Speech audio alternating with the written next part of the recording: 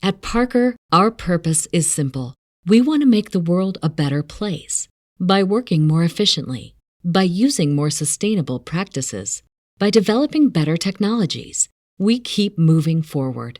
With each new idea, innovation, and partnership, we're one step closer to fulfilling our purpose every single day. To find out more, visit parker.com/purpose. Parker, engineering your success. What's the easiest choice you can make? Window instead of middle seat? Picking a vendor who sends a great gift basket? Outsourcing business tasks you hate? What about selling with Shopify?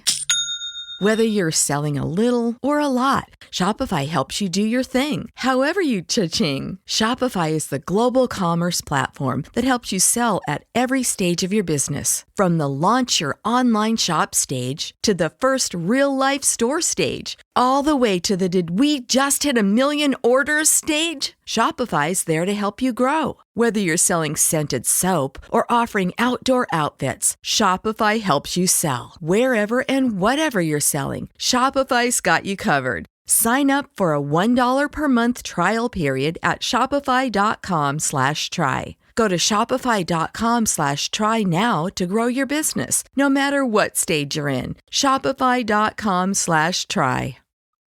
We had to do it again. No intro, no music. We're going to try to do it right this time. The first hashtag Saints Twitter pod went into the ether. But Scott, we have Scott Wright from Draft Countdown back. I'm joined also with Ryan Hilton on Twitter. You can follow Ryan on Twitter at ThatBoyWolf. You can follow Scott on Twitter at Draft Countdown.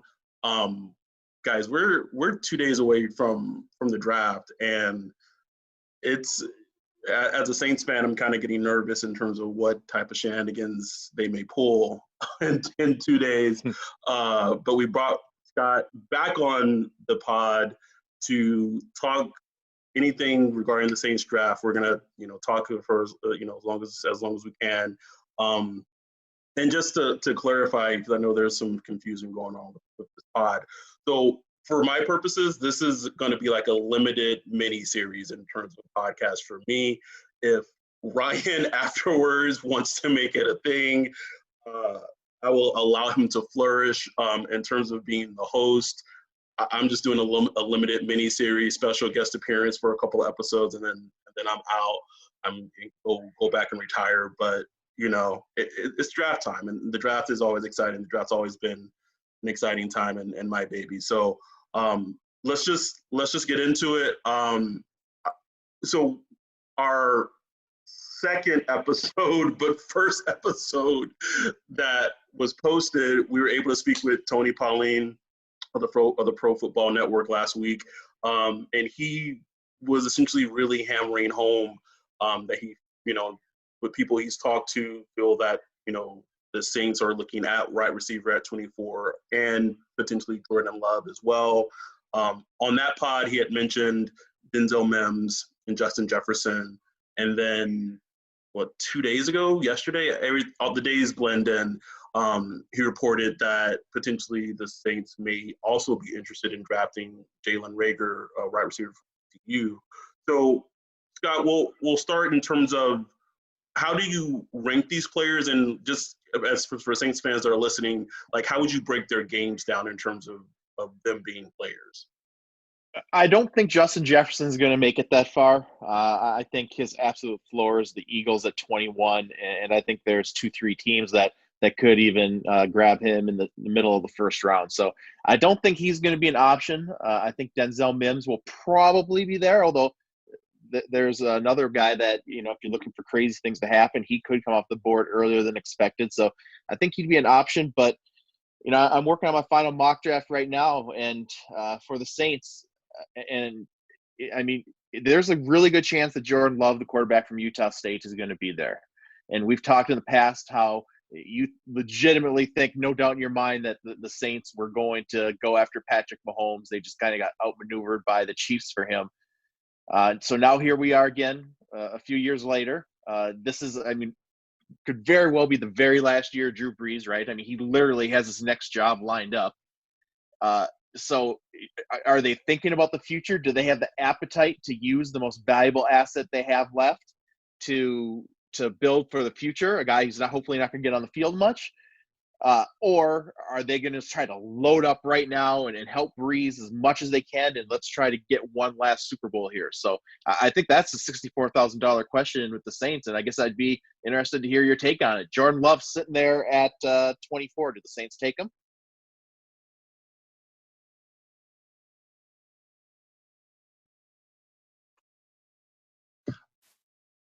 I'll let Ryan answer that one first.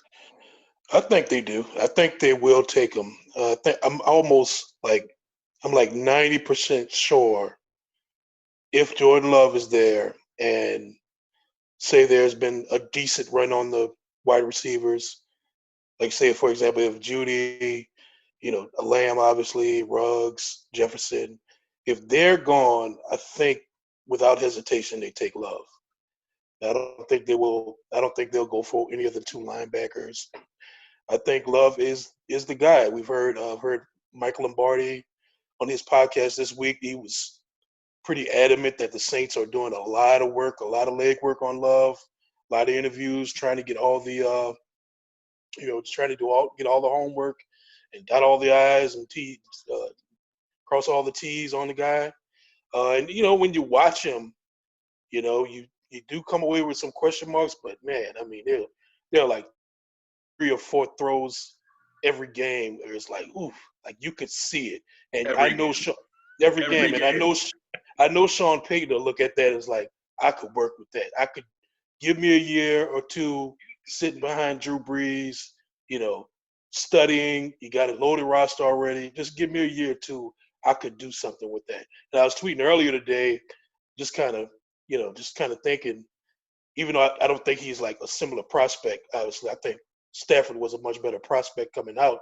But I was wondering, like, if he had like a Stafford type of quarterback career, whereas, kind of like a 90-ish quarterback rating, a bunch of yards, touchdowns, never really reaches the super elite level, but is a good, nice top 10-ish quarterback. Would Saints fans feel good about that? Picking at 24. And I mean, most of the responses I got were like, hell yeah, I'll take that, I'd take that for 10 years, and I agree. Like it's unlikely you'll get like, a elite Hall of Fame quarterback, but if you could get a top 10-ish quarterback for 10 years or so, 10 plus years, I say it's a hell of a good pick, Well, and I know they want to get another weapon for Drew Brees, but if they do go quarterback in the first round, obviously they don't have that second round pick, and it was spent very wisely to get Eric McCoy. But then in the third round, I promise there's going to be a really good wide receiver available at number 88 overall.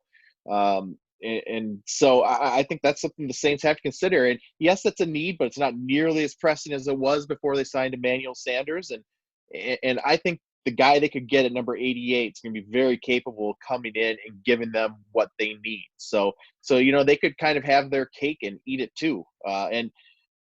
Because as I said, I think there's a really good chance Jordan Love is there, and that's the direction I'm leaning on going in my final mock draft. Partly because I think it makes sense, and partly because I'm trying to fit Jordan Love in here somewhere, and that's the spot that makes the most sense. But man, this draft's gonna be crazy, guys. I've been doing this for over 20 years, and this is as uncertain of a draft as I can remember, for a lot of reasons with the situation in the world, and partly too, I think there's less information out there. Usually that month and a half leading up to the draft, you have all these NFL personnel out on the road collecting information, gossiping amongst each other, and stuff starts to leak out. Oh, this team likes this player. This team doesn't like this player.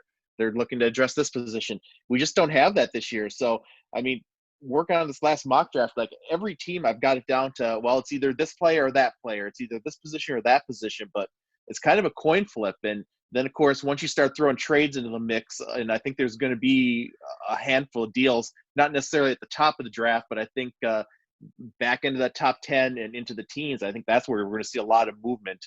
I don't know if anybody's going to have a really good feel for this draft. And whoever wins the Huddle Report mock draft contest this year, I want to interview them afterwards and figure out how their mind worked to figure this out.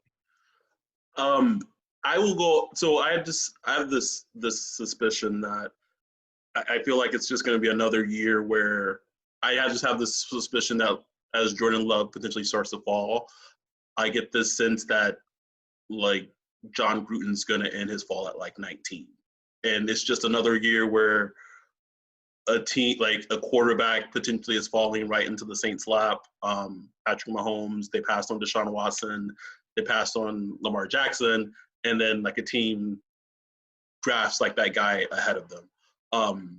We'll see. So can I just throw into and I don't know. I mean, we've been saying this for 2 years now, at least, about the Gruden taking a quarterback. But so far, he's kind of resisted that urge early in the draft. I wouldn't necessarily rule it out, but I've always heard them linked to Jalen Hurts, and they have 3 picks, I think, on day 2. So I kind of think they might go that route. But I think the scenario you have to worry about if you're a Saints fan hoping Jordan Love drops you is the Dolphins not taking a quarterback at number 5. Maybe they have a higher grade on someone else, and then they use some of those trade assets they have not only this year, but next year they have extra early round picks as well. And then maybe they move up from number 18 to go get Jordan Love just outside the top 10. So that's something to keep an eye on too. I think if Jordan Love is not there, that's probably the most likely scenario. So when Tony brought up the possibility of them drafting Jalen Reagor from TCU, I had watched Reagor early in the draft process, and I went in expecting, I guess, to be in awe, and I left kind of being like overall just meh. And then I rewatched him like over the last night, and I guess just what is your like assessment of him as a player? Because I felt like every time I watched him, I came around like I felt like I was missing something. Really high level athlete. I mean, his dad played in the NFL, just a really athletic, compact build, 4.4 speed. And you're right. The tape is underwhelming for as talented he is, but I think you also have to factor in the terrible job they did of getting him the ball. They did not have good quarterback play, and they definitely didn't maximize him and use him to the fullest of his abilities. So, and that's another guy too I've actually heard linked to the Raiders. I think he could kind of be the plan B for teams that like Henry Ruggs III but don't get him, and you're looking for that explosive big play guy. I think he could kind of be that plan B. So that's something to keep in mind. And I'm kind of working on this final mock draft here, and I think I penciled him into the Jets at number 48. So perfect example. I think the wide receiver the Jets kind of like is Henry Ruggs. At least that's a guy they've been linked to. But if they go with the blocker in round 1, maybe they go and get the poor man's Henry Ruggs there at 48. So that would be a good situation too for, we could have talked about what a great situation the Saints would be for Jordan Love, because he'd have that year to sit and learn behind Drew Brees and get his feet wet, which I think he desperately needs, maybe more so than other top quarterback prospects.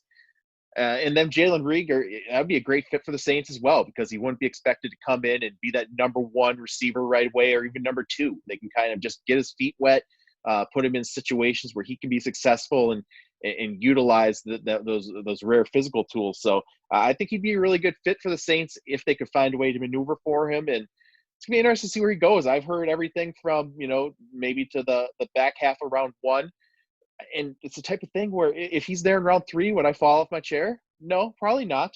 You're going to get receivers later this year, so it'll be interesting to see where he goes. But you're definitely betting on the upside there more so than what you've seen. He's not a finished product. Hey Scott, I haven't watched a lot of running backs this year because I kind of felt like, okay, the Saints are pretty good in that area, and I mean, I watched some of Jonathan Taylor. I heard the Saints were kind of linked to him, and I liked him. But are there any other running backs kind of undervalued, mid-range, day 2, day 3, that are similar to Kamara? Because I mean, I don't know if you know, Kamara is in his last year of his rookie year, and as we saw, C-Mac, McCaffrey, the Carolina Panthers just gave him a big deal, $16 million a year, and obviously Kamara is looking like, okay, my day is coming, and we have a lot. Like the Saints have a ton of big contracts coming up. Lattimore, Ramczyk, uh, Marcus Williams. I mean, just big contracts coming up.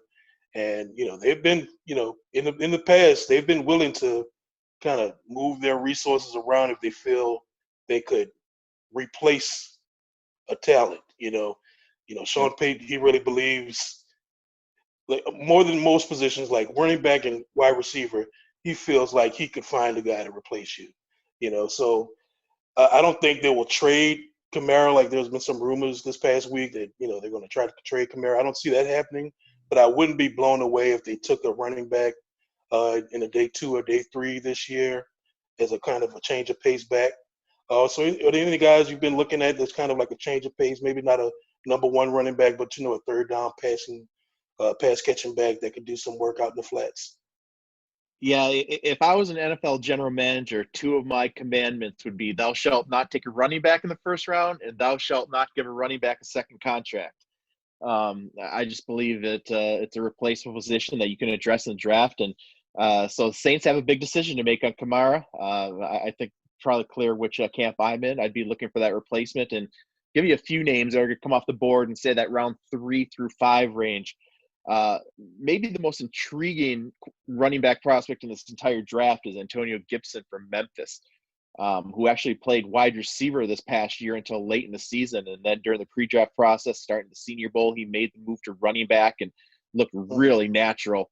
Big time. I mean, this is like a Cordero Patterson type of body and athlete. He's 6'1.5", 230 pounds, runs a 4.39. Raw as the day is long, but man, the type of guy that you get the ball in his hands, just let him go. So maybe he sneaks into the top 100. Worst case, he's not getting out of the 4th round, but man, his best football is still ahead of him. Then you have Darrington Evans from Appalachian State, who's undersized. He's only 203 pounds, but really fast and explosive. 4.41 at the combine.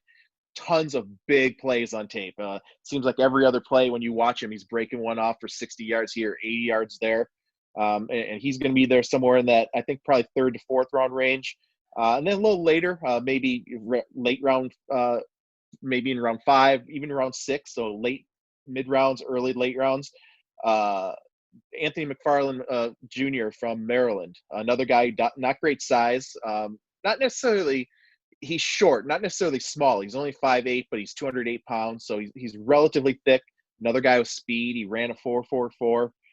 So those are some of the names I'd be looking at. A sleeper I like on day 3 is Javon Leake from Maryland, who only ran a 4.65 at the combine, which is not indicative of the way he plays.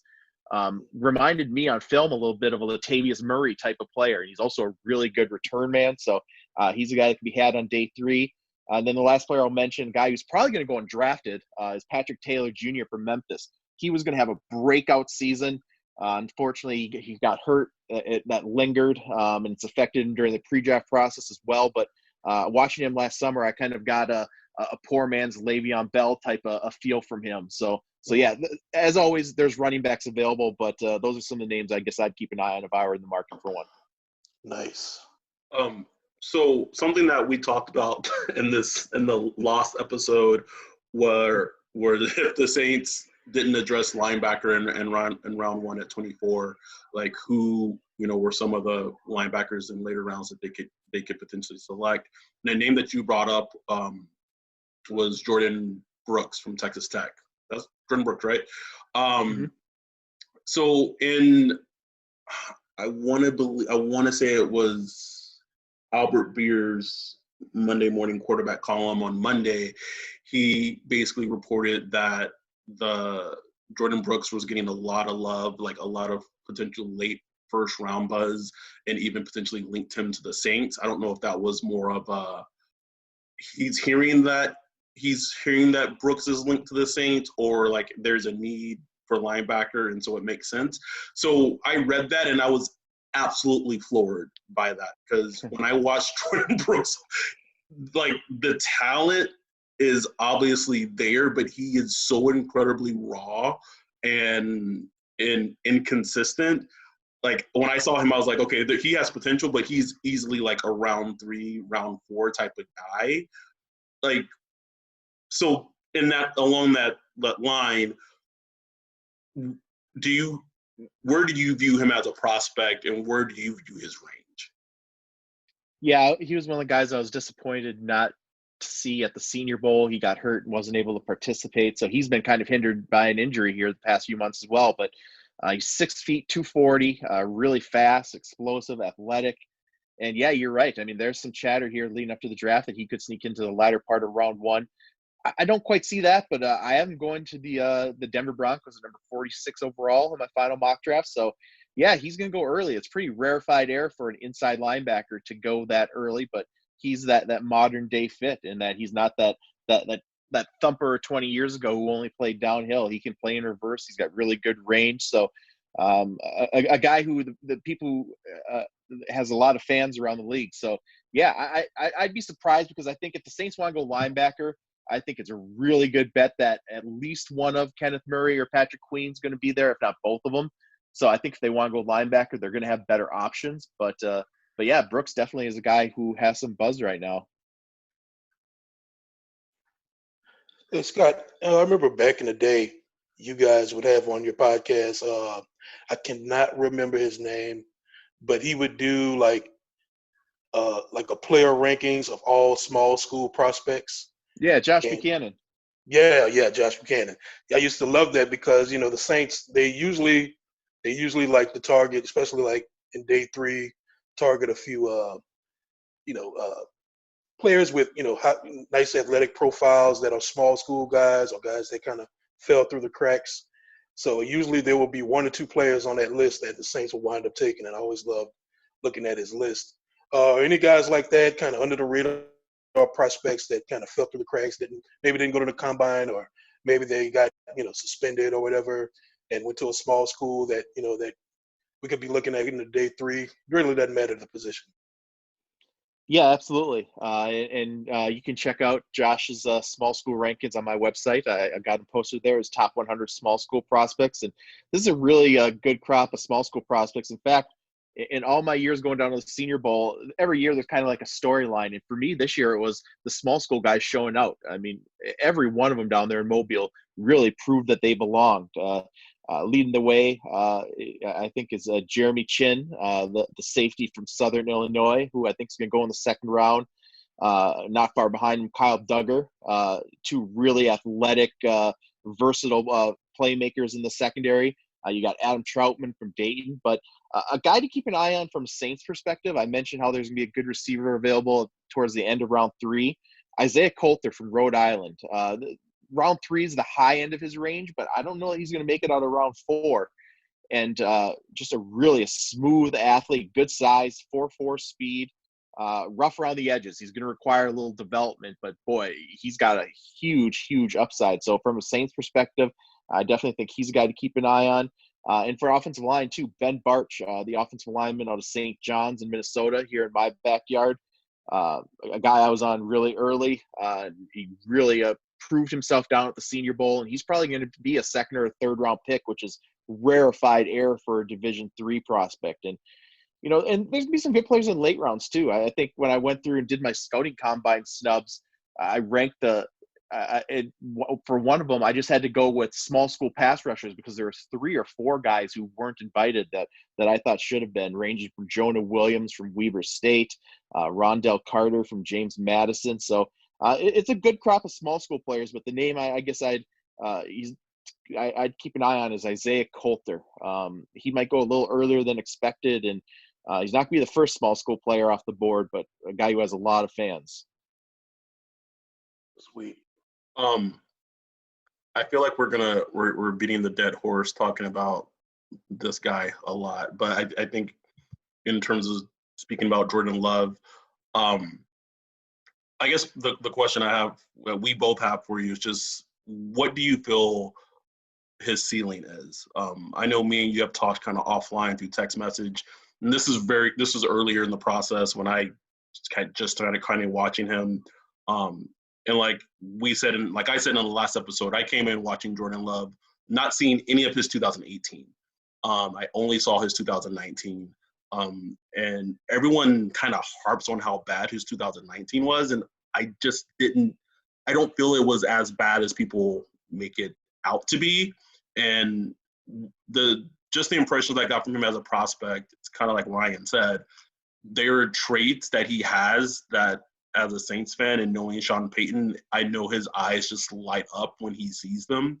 And the most accurate kind of description I've used is the plays that Patrick Mahomes made when I watched him at Texas Tech, and he had me, being in awe 90% of all of his games.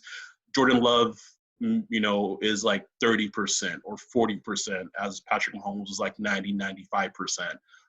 So in no way am I comparing them as prospects, but just in general, where do you think his ceiling and potentially what his floor could be? That's a really good question because I've always referred to Patrick Mahomes too. We've talked about how that's unfair, but there are those flashes of brilliance from him. But what is a more realistic comparison? Because everyone agrees Patrick Mahomes is kind of in a class of his own. What would be a realistic comparison? And it's tough. I'm trying to. Would Matthew Stafford, is that a good comparison? Maybe not quite as strong of an arm, but just kind of that natural arm talent. Maybe a Derek Carr. Is that a good comparison? I don't know. It's tough. I'm not exactly sure. Who do you think? What is the non-Patrick Mahomes comparison? What did you come up with? Either of you guys? So I didn't come up with this. This was from at Darth Saint, one of the passing the buck. No, I'm not, because I think it's a very good comparison.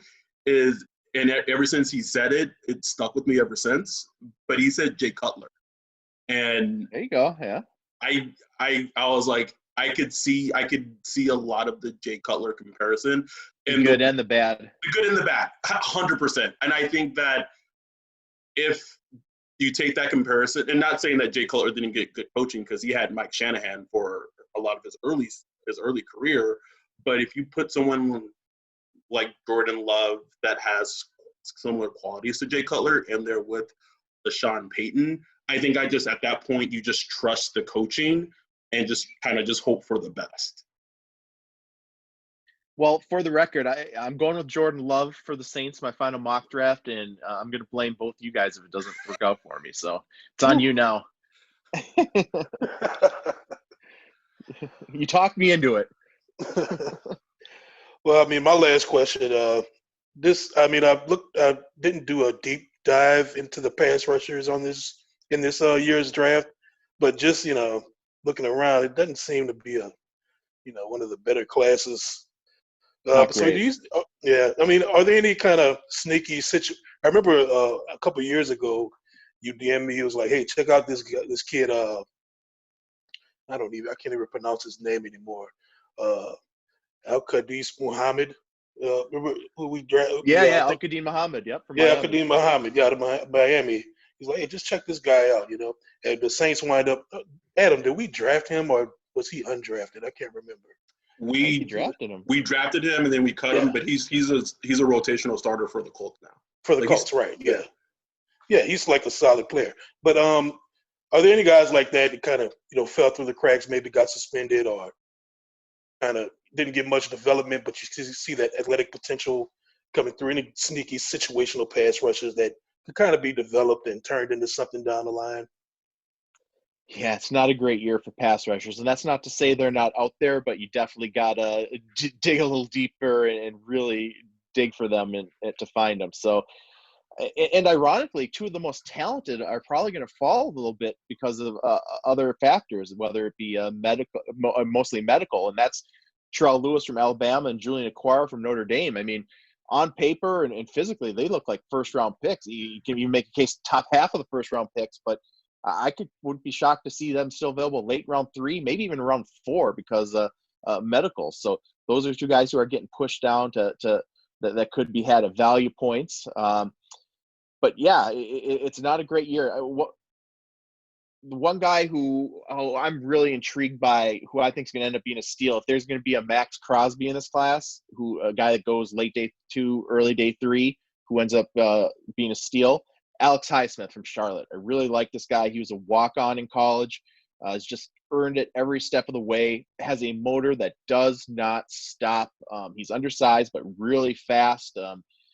So I really like Alex Highsmith. If I'm looking for a pass rusher, that's a guy that I'm targeting in that round 3 to 5 range. A guy who's going to go earlier, I think, than people expect is Travis Gibson from Tulsa, who was at the Senior Bowl. I think he's going to be probably a 3rd or a 4th round pick. Another pass rusher I really like, and he's not like a really toolsy high upside guy, is Kenny Wilkes from Michigan State. I went into the Senior Bowl predisposed not to be a big fan. I thought, oh, he's this try-hard overachiever. He racks up these big numbers in college, but that's not going to translate at the next level. All the dude did was make plays down at the Senior Bowl. Every time I turned my head, he was pressuring the quarterback. So he turned me around in a big way. On day 3, though, there's going to be some intriguing guys. Maybe Jonathan Garvin from Miami, who came out as an underclassman.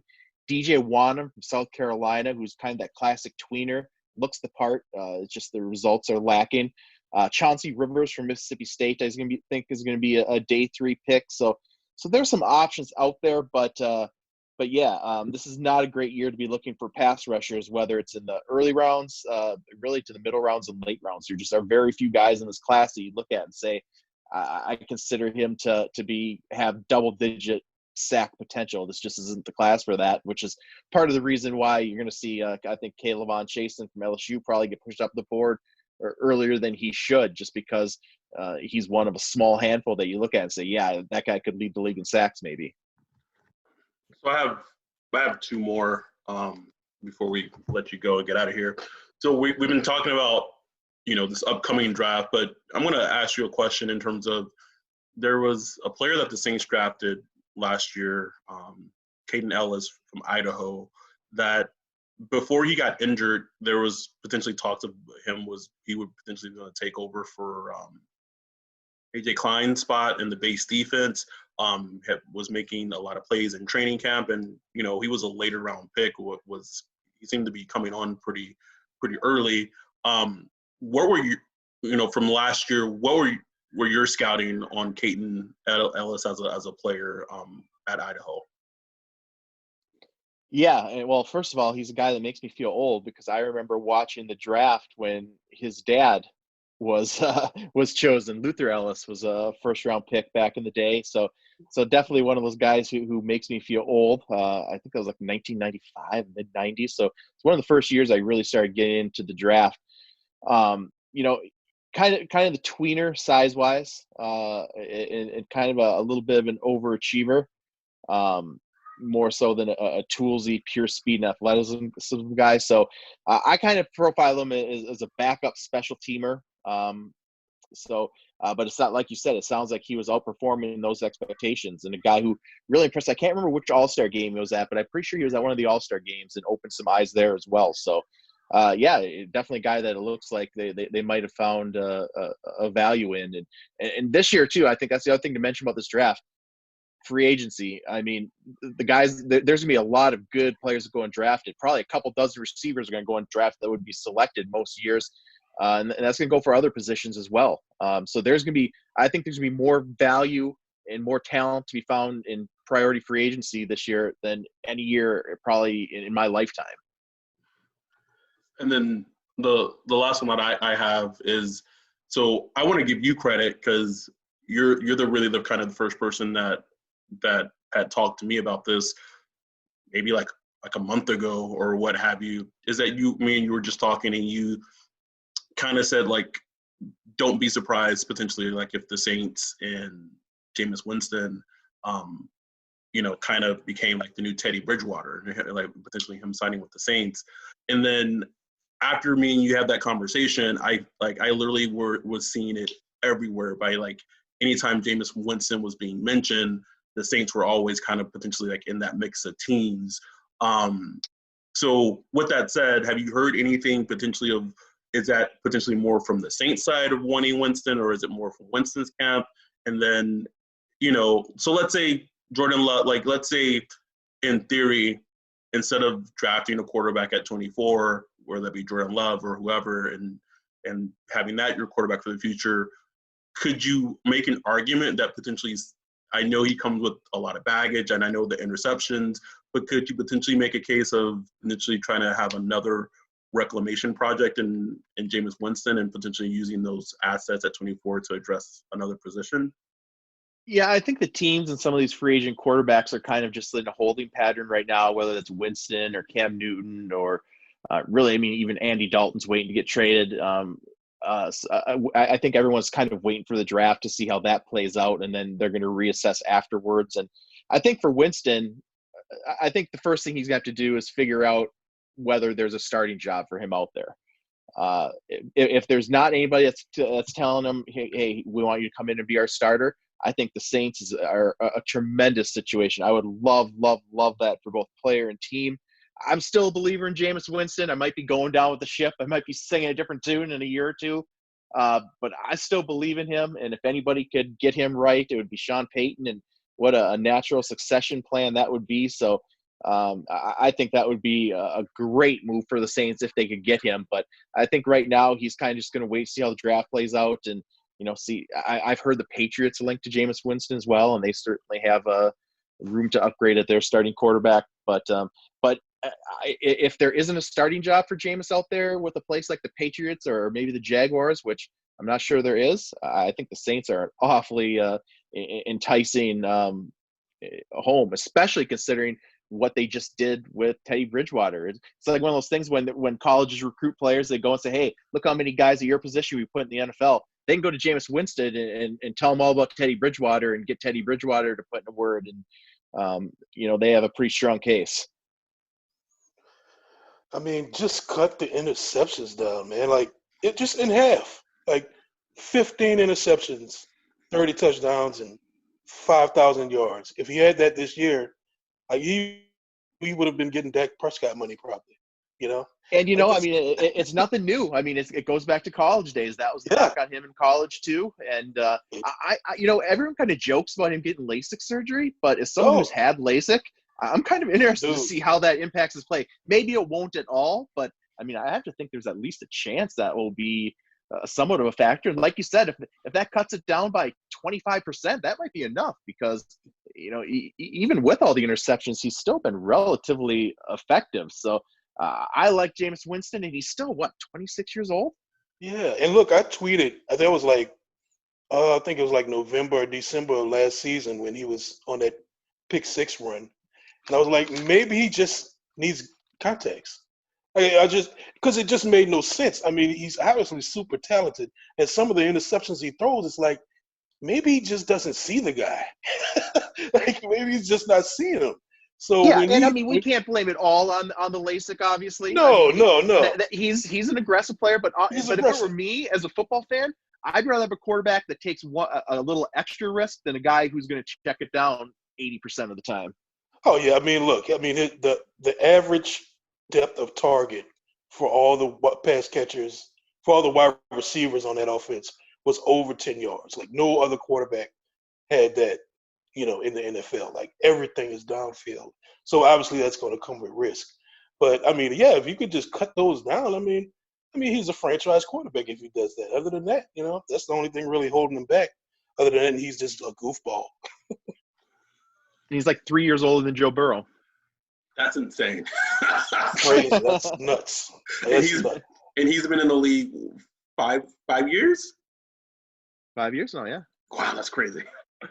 His rookie contract just expired. Yeah, that's right. Scott, we've done it again. So if you're a Saints fan, you heard it from Scott himself. Me and Ryan did not talk him into this, but he's gonna have Jordan Love from Utah State be the pick in the final mock draft. So Scott, can you just tell the fans where they can access your final mock draft and even potentially a place where they can be ready for next year's mock draft? Yeah, absolutely. DraftCountdown.com. I'll have the final mock draft up on Thursday morning, the day of the draft. As we said, I'm going with Jordan Love. I haven't figured out the third round pick yet, though. At number 88, there's probably going to be a receiver. We'll see which one. So check back Thursday to find out which way I go there. And something I'm doing this year for the first time, I'm putting up the Monday after the draft. So the Monday after the 2020 NFL draft is over, I'm putting up my mock draft for the 2021 NFL draft.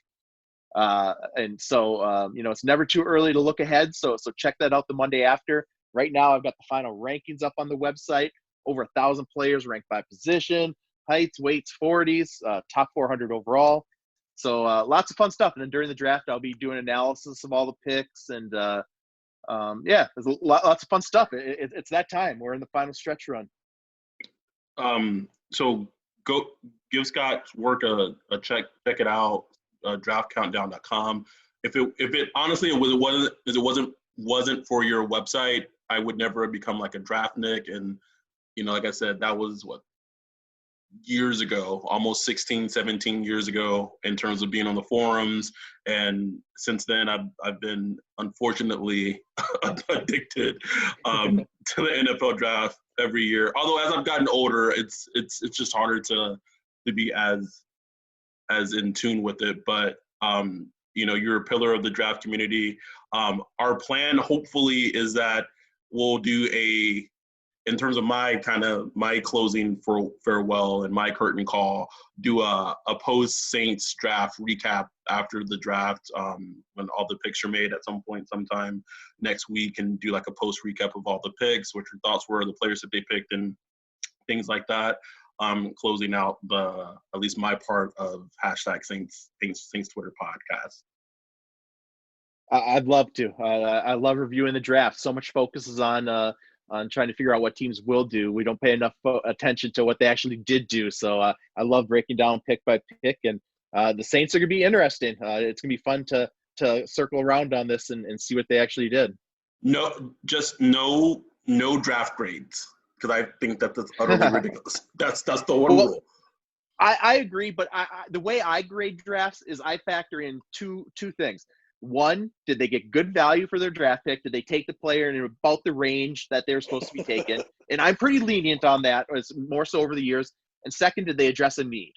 So those are my two factors when I give out the grades. And of course, like you said, the proof's in the pudding 3, 4, 5 years down the line. But that's how I grade initially, at least. Well, Scott, I can guarantee you there will be 2 or 3 picks, and you will hate the value that the Saints get.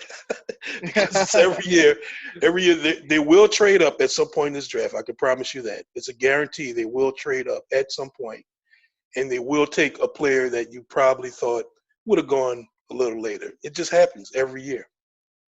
And I think we're going to see a lot of that type stuff this year. I think we're going to see 6th, 7th rounders going in the 4th round, and vice versa. I think part of it's going to be because alluding to what I said, teams aren't on the road. They're not chatting amongst each other as much, and they just don't have as good of a feel for the landscape as they usually do, and they might think they have to take players earlier than they need to. So I'm looking for quite a few of those situations this year where a guy goes multiple rounds earlier than he's expected to. Cool. Well, I don't want to hold you up, man. I really appreciate you coming on and doing a redo with us.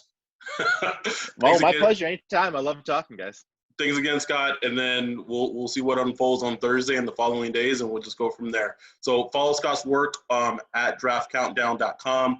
Again, you can follow Scott on Twitter at draftcountdown. You can follow Ryan on Twitter at thatboywolf, and then don't follow me on Twitter. It's just don't. So with that, we're out. We'll be back at least once to do a post show or post draft show, and until then, we'll see what happens in the draft, and we're out. Peace.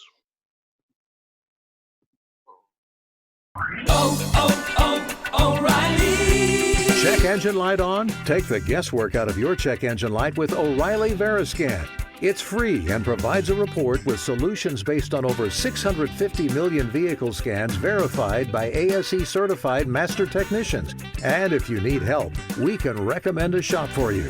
Ask for O'Reilly Veriscan today. O'Reilly Auto Parts.